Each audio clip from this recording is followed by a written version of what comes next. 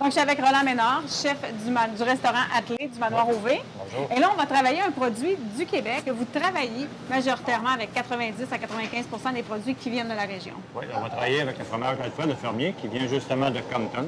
Compton, c'est tout près d'ici. Alors, c'est un fromage à lait cru et biologique en plus. Puis c'est un fromage qui a été vieilli environ 8 mois sur des planches. Alors, ça a un goût de noisette, un goût des bois. Alors, je vais vous préparer une petite recette tantôt qui a rapport justement avec le mariage du bois, qui va être un champignon, et avec ce fromage. Alors ici, on a une brique de fromage l'Alfred Le Fermier. Alors, un petit truc que je vais vous donner, c'est que naturellement, au prix que le fromage coûte, on veut rien perdre. Alors, on va essayer d'aller chercher le maximum. Alors, je vais venir la couper. Alors, la partie qui est plus dure ici, il y a deux façons qu'on peut l'utiliser qui est vraiment très intéressante. Alors, on a une partie qu'on peut râper. Alors, avec une lame, on va tout simplement venir râper. Ça fait un peu comme le parmesan. Ça fait un peu comme un parmesan, ce qu'on peut mettre avec les pâtes.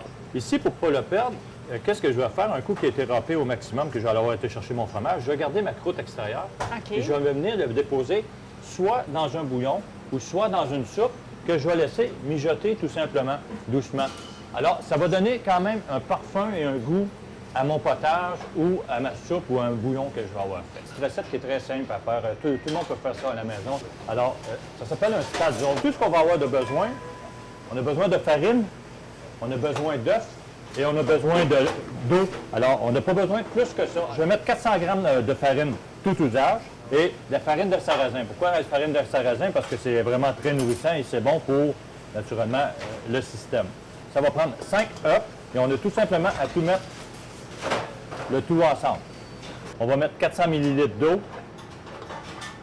On va mettre une pincée de sel dedans et on va tout simplement mettre au batteur. OK, alors on va laisser tourner quelques minutes. Ça va prendre environ 2-3 minutes. C'est vrai que c'est pas long. Alors, on peut voir que tout était mélangé. Alors, pour cuire les spazzoles, ça nous prend tout simplement une casserole avec de l'eau. Alors, à la maison, on peut avoir une passoire. Ça prend quelque chose qui a des trous quand même assez gros.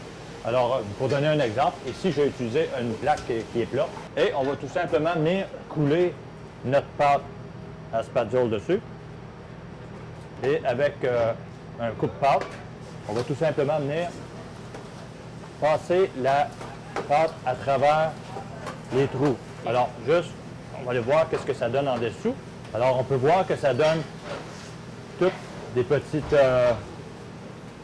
des petits grains, ni plus ni moins, de pâte. La cuisson, c'est pas long. La cuisson est à peine de 1 minute. Aussitôt que la cuisson est prête, on voit qu'ils commencent à être fermes. On les retire. On pourrait les manger comme ça avec une sauce tomate, une sauce à spaghetti, peu importe. Mais ici, qu'est-ce que je vais vous faire, vu que j'utilise le fromage Alfred Le Fermier? Je vais vous faire justement un sauté de champignons avec les spazzoles.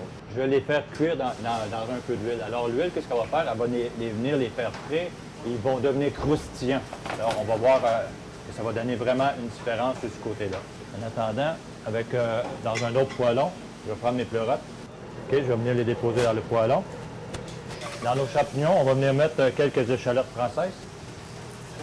Et le tour est joué.